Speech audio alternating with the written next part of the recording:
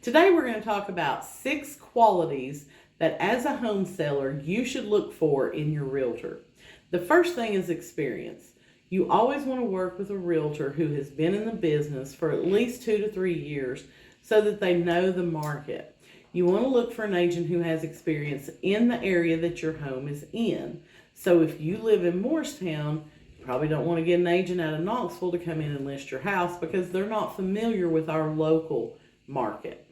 You also want to pick an agent who is full-time because anybody can do this part-time for 2 or 3 years and still not have a whole lot of sales.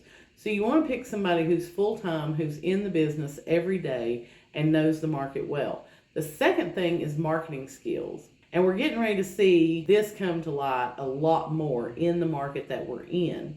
Because in 2020, 2021, and even the first part of 2022, all you had to do basically was put the house on the MLS, stick a sign in the yard, and the home got sold. Usually for over asking price. You had bidding wars, the whole 9 yards. But now a good realtor is going to have a strong marketing plan. And you need to ask your realtor, what is your marketing plan for my house? What do they plan to do to get that home in front of as many buyers as they can to help you find the right person to buy your home? Third thing they need to have is negotiation skills. This is super important because, again, the market is shifting. So as before, it was a seller's market and you pretty much could dictate the terms. It's not that way anymore. So you have buyers coming who want to pay less than list price, who want you to contribute to their closing costs, lots of different scenarios. So you want somebody who knows how to negotiate. I'll give you an example of what I'm talking about. So this weekend, I had a buyer that reached out to me and he was looking to purchase a piece of land. This piece of land was listed at, let's say, $80,000. He wanted to make an offer about $10,000 less than that.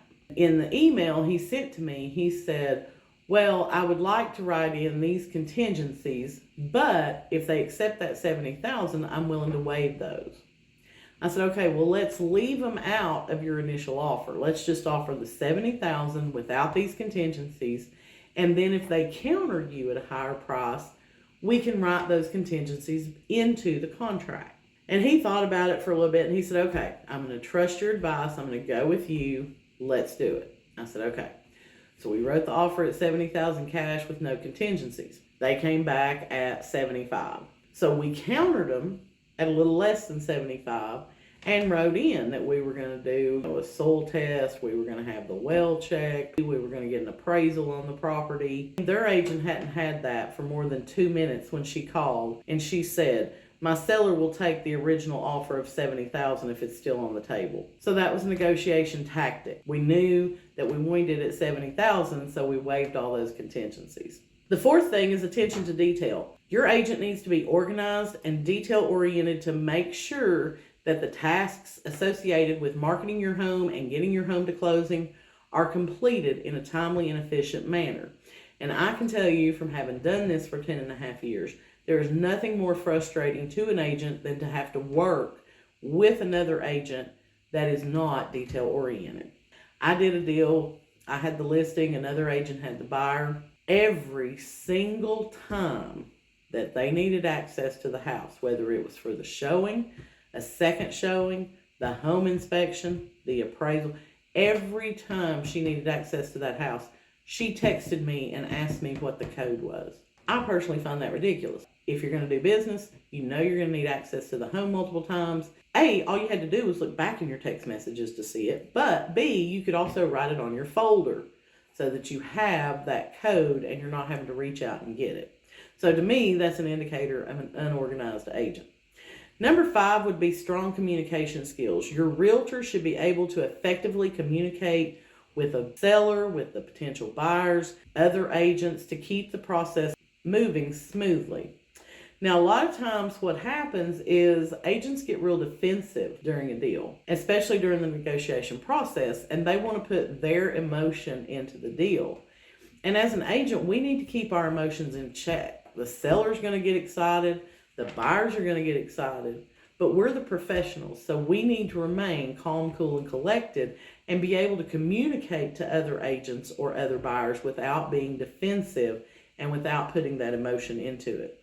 Number 6 is professionalism. Obviously, your realtor needs to be professional in their appearance, professional in their demeanor, and they need to be able to represent your property in the best light. Now, in today's market, professional photos are an absolute must. If you have an agent that shows up and they're talking to you about listing your home and they are not going to hire a professional photographer, you need to end the interview right there. Because I can guarantee you, if you don't get professional photos made, you're not going to get the traffic that you want through that house, and you're not going to get the price you want for that house. Cell phones can do amazing things with photos now that they couldn't do 5, 6, 7 years ago. But nothing beats the quality of a professional photographer to come in with their lighting to put your home in the best light.